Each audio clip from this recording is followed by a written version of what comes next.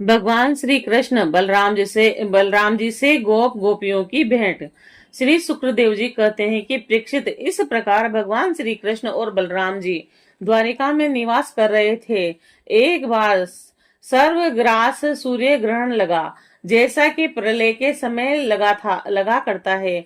और परीक्षित, मनुष्यों को ज्योतिषाचार्यों के द्वारा उस ग्रहण का पता पहले से ही चल गया था, और इसीलिए सब लोग अपने अपने कल्याण के उद्देश्य से पुण्य आदि उपार्जन करने के लिए समंत पंचक तीर्थ कुरुक्षेत्र में आए। और समंत पंचक क्षेत्र वह है जहाँ शस्त्रधारियों में श्रेष्ठ परशुराम जी ने सारी पृथ्वी को क्षत्रियहीन करके राजाओं की रुधिर धारा से 5 बड़े बड़े कुंड बना दिए थे। जैसे कोई साधारण मनुष्य अपने पाप की निवृत्ति के लिए प्रायश्चित करता है, वैसे ही सर्वशक्तिमान भगवान परशुराम ने अपने साथ कर्म का कुछ संबंध न होने पर भी लोक मर्यादा की रक्षा के लिए वहीं पर यज्ञ किया था। और परीक्षित, इस महान तीर्थ यात्रा के अवसर पर भारतवर्ष के सभी प्रांतों की जनता कुरुक्षेत्र आई थी, और उनमें अक्रूर, वसुदेव, उग्रसेन आदि बड़े बूढ़े तथा गद, प्रद्युम्न, सांब आदि अन्य यदुवंशी भी अपने अपने पापों का नाश करने के लिए कुरुक्षेत्र में आए थे। और प्रद्युम्न नंदन अनिरुद्ध और यदुवंशी सेनापति कृतवर्मा, ये दोनों सुचंद्र और शुक्र सारण आदि के साथ नगर की रक्षा के लिए द्वारिका में रह गए थे।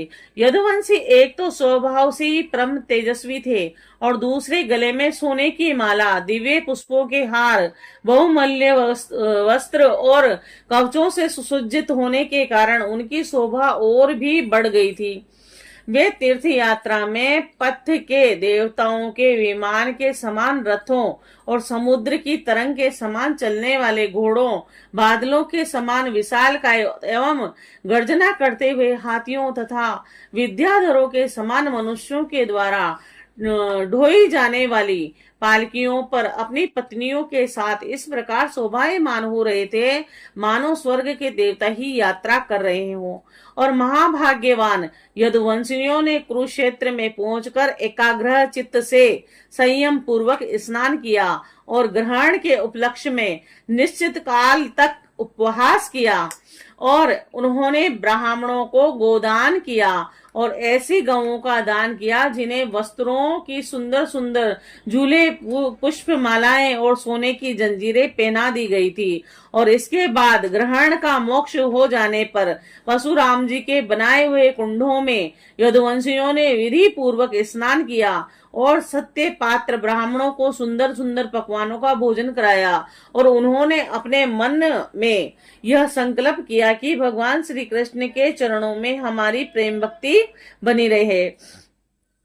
भगवान श्री कृष्ण को ही अपना आदर्श और इष्ट देव मानने वाले यदुवंशियों ने ब्राह्मणों से अनुमति लेकर तब स्वयं भोजन किया, और फिर घनी एवं ठंडी छाया वाले वृक्षों के नीचे अपनी अपनी इच्छा के अनुसार डेरा डालकर ठहर गए। और परीक्षित, विश्राम कर लेने के बाद यदुवंशियों ने अपने सुहृद और संबंधी राजाओं से मिलना भेंटना शुरू किया, और वहां मत्स्य, उशीनगर और कौशल, विदर्भ, कुरु और संजय, कंबोज, केकई और मद्र, कुंती, आनर्त, केरल और एवं दूसरे अनेकों देशों के अपने पक्ष तथा शत्रु पक्ष के सैकड़ों नरपति आए हुए थे। परीक्षित, इनके अतिरिक्त यदुवंशियों के परम हितैषी बंधु नंद आदि गोप तथा भगवान के दर्शन के लिए चिरकाल से उत्कंठित गोपियां भी वहां आई हुई थी, और यादवों ने इन सबको देखा। तब राजा परीक्षित एक दूसरे के दर्शन, मिलन तथा वार्तालाप से सभी को बड़ा आनंद हुआ, और सभी के हृदय कमल एवं मुख कमल खिल उठे। सब एक दूसरे को भुजाओं में भरकर हृदय से लगाते हुए उनके नेत्रों से आंसू की झड़ी लग जाती, रोम रोम खिल उठता, प्रेम के आवेग से बोली बंद हो जाती, और सब के सब आनंद समुद्र में डूबने उतरने लगते। और पुरुषों की भांति स्त्रियां भी एक दूसरे को देखकर प्रेम और आनंद से भर गई। वह अत्यंत सुहाद मंद मंद मुस्कान परम पवित्र तिरछी चितवन से देख देख कर परस्पर भेंट अखबार भरने लगी और वह अपनी भुजाओं में भरकर केसर लगे हुए वक्ष स्थलों को दूसरी स्त्रियों के वक्ष स्थलों से दबाती और अत्यंत आनंद का अनुभव करती और उस समय उनके नेत्रों से प्रेम के आंसू झलकने लगते। अवस्था आदि में छोटों ने बड़े बूढ़ों को प्रणाम किया और उन्होंने अपने से छोटों का प्रणाम स्वीकार किया और वह एक दूसरे का स्वागत करके तथा कुशल मंगल आदि पूछकर फिर श्री कृष्ण की मधुर लीलाएं आपस में कहने सुनने लगे। परीक्षित जी कुंती वसुदेव आदि अपने भाइयों और बहनों और उनके पुत्रों, माता पिता, भाभीियों और भगवान श्री कृष्ण को देखकर तथा उनसे बातचीत कर कर अपना सारा दुख भूल गई। कुंती ने वसुदेव से कहा, भैया मैं सचमुच बड़ी अभागिन हूँ और मेरा एक भी साथ पूरी न हुई। आप जैसे साधु स्वभाव सज्जन भाई आपत्ति के समय मेरी सुधि भी न ले और इससे बढ़कर दुख की क्या बात होगी। भैया विधाता जिसके बाएं हो जाते हैं ना, स्वजन संबंधी पुत्र माता पिता भी उसे भूल जाते हैं और इसमें आप लोगों का कोई दोष नहीं है। वसुदेव जी ने कहा, बहन उलाहना मत दो, हमसे बिलग न मानो। सभी मनुष्य देव के खिलौने हैं और यह संपूर्ण लोग ईश्वर के वश में रहकर कर्म करता है और उसका फल भोगता है। बहन कंस से सताए जाकर हम लोग इधर उधर अनेक दिशाओं में भागे हुए थे और अभी कुछ ही दिन हुए हैं कि ईश्वर कृपा से हम सब पुनः अपना स्थान प्राप्त कर सकते हैं। श्री शुक्रदेव जी कहते हैं कि राजा परीक्षित, वहां जितने भी नरपति आए थे, वसुदेव, उग्रसेन आदि यदुवंशियों ने उनका खूब सम्मान सत्कार किया और वे सब भगवान श्री कृष्ण का दर्शन पाकर परमानंद और शांति का अनुभव करने लगे।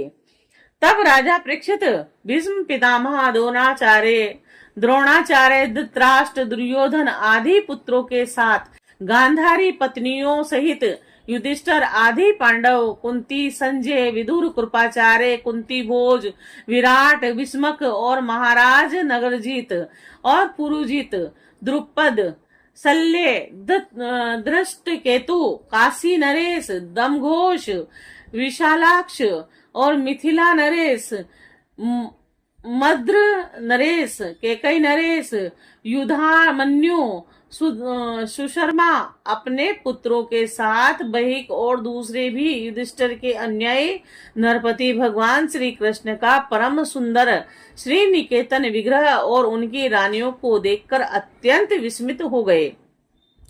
अब वे बलराम जी तथा भगवान श्री कृष्ण से भली भांति सम्मान प्राप्त करके बड़े आनंद से श्री कृष्ण के स्वजनों यदुवंशियों की प्रशंसा करने लगे। उन लोगों ने मुख्यतः उग्रसेन जी को संबोधित कर कहा, भोजराज उग्रसेन जी, सच पूछिए तो इस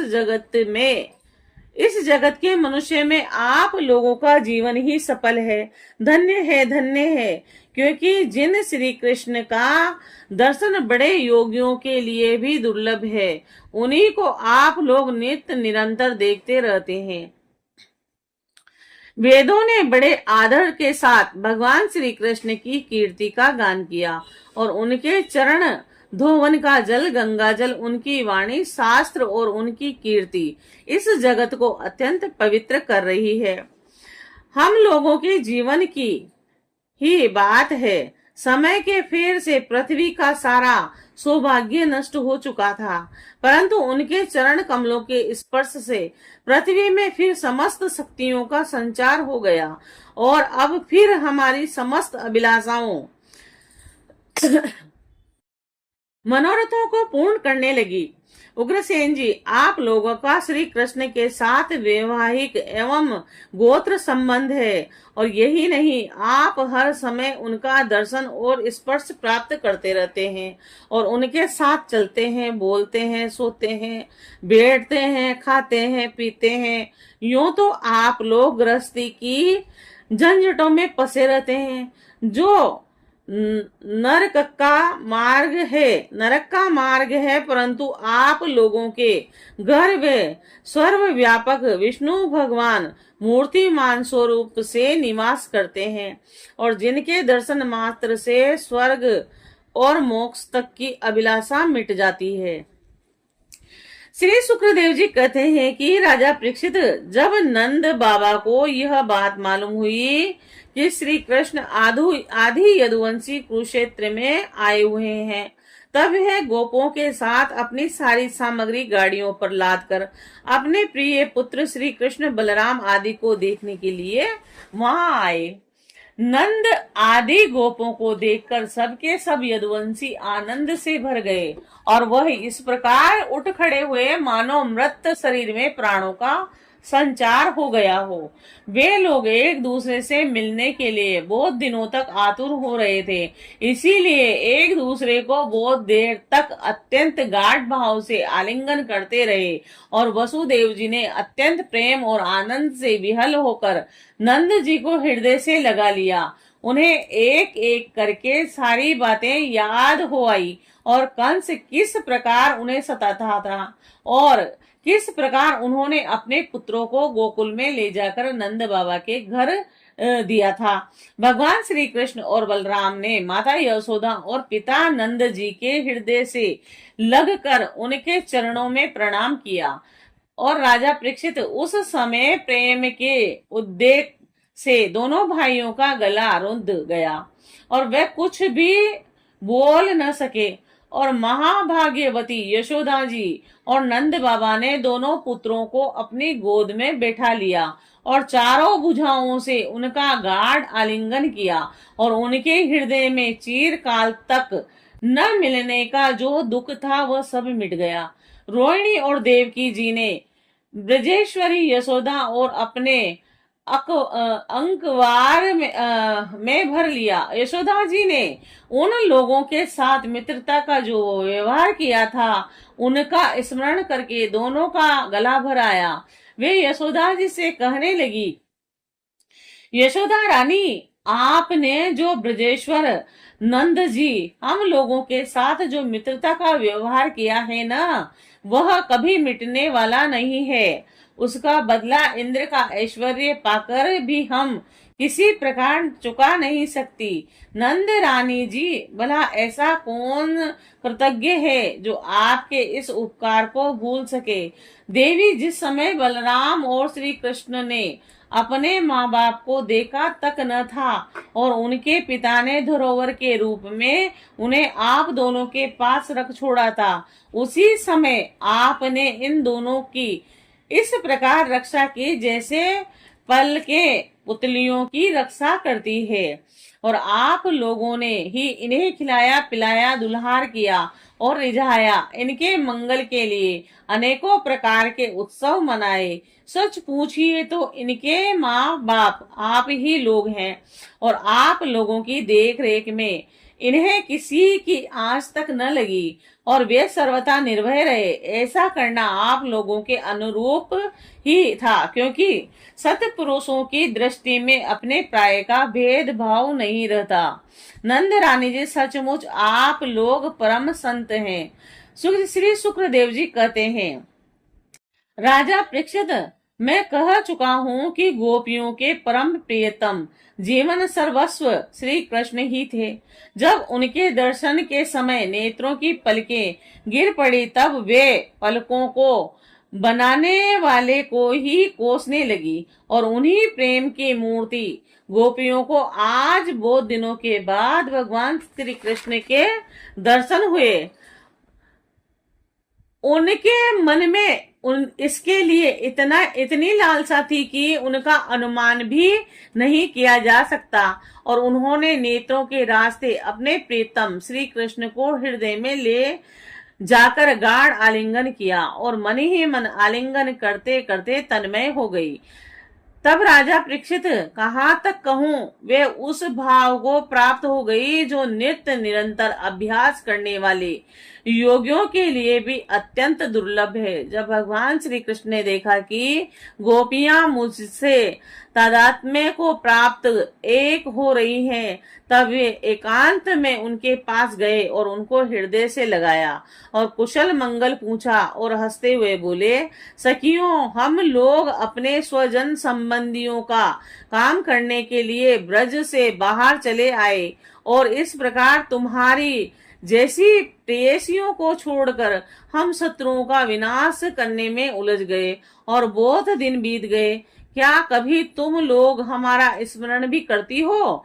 मेरी प्यारी गोपियों, कहीं तुम लोगों के मन में यह आशंका तो नहीं हो गई कि मैं अकृतज्ञ हूँ और ऐसा समझकर तुम लोग मुझे भला बुरा तो नहीं मानने लगी हो? निसंदेह भगवान ही प्राणियों के संयोग और वियोग का कारण है। जैसे वायु बादलों, तिनकों, रुई, धूल के कणों एक दूसरे से मिला देती है और फिर स्वच्छंद रूप से उन्हें अलग अलग कर देती है, वैसे ही समस्त पदार्थों के निर्माता भगवान भी सबका वियोग संयोग अपनी इच्छानुसार करते रहते हैं। सखियों, बड़े सौभाग्य की बात है कि तुम लोगों को मेरा यह प्रेम प्राप्त हो चुका है और जो मेरी ही प्राप्ति कराने वाला है, क्योंकि मेरे प्रति की हुई प्रेम भक्ति प्राणियों को अमृत तत्व यानी परमानंद धाम प्रदान करने में समर्थ है। और प्यारी गोपियों, जैसे घट पट आदि जितने भी भौतिक पदार्थ हैं, उनके आदि अनंत और मध्य में बाहर और भीतर उनके मूल कारण पृथ्वी, जल, वायु, अग्नि तथा आकाश ही ओतप्रोत है हो रहे हैं, वैसे ही इतने ही पदार्थ हैं। पहले बीच, उसके पहले पीछे, बीच में, बाहर भीतर केवल मैं ही हूँ। और इसी प्रकार सभी प्राणियों के शरीर यही पांच भूत कारण स्वरूप में स्थित है और आत्मा भोक्ता के रूप में अथवा जीव के रूप में स्थित है, परंतु मैं इन दोनों से परे अविनाशी सत्य हूँ। ये दोनों मेरे ही अंदर प्रतीत हो रहे हैं, तुम लोग ऐसा अनुभव करो। श्री शुक्रदेव जी कहते हैं कि राजा परीक्षित, भगवान श्री कृष्ण ने इस प्रकार गोपियों को अध्यात्म ज्ञान की शिक्षा से शिक्षित किया और उसी उपदेश के बार बार स्मरण से गोपियों का जीव कोश लिंग शरीर नष्ट हो गया और वे भगवान से एक हो गई और भगवान को ही सदा सर्वदा के लिए प्राप्त हो गई। और उन्होंने कहा, हे कमल नाभ, अगाध बोध संपन्न बड़े बड़े योगेश्वर अपने हृदय कमल में आपके चरण कमलों का चिंतन करते रहते हैं। जो लोग संसार के कुएं में गिरे हुए हैं, उन्हें उनसे निकलने के लिए आपके चरण कमल की ही एकमात्र अवलंबन है। प्रभु, आप ऐसी कृपा कीजिए कि आप वह चरण कमल घर गृहस्थ के काम करते रहने पर भी सदा सर्वदा हमारे हृदय में विराजमान रहे, हम एक क्षण के लिए भी उसे न भूल सकें। और इसके आगे कथा इस प्रकार आती है कि भगवान की पटरानियों के साथ द्रौपदी की बातचीत।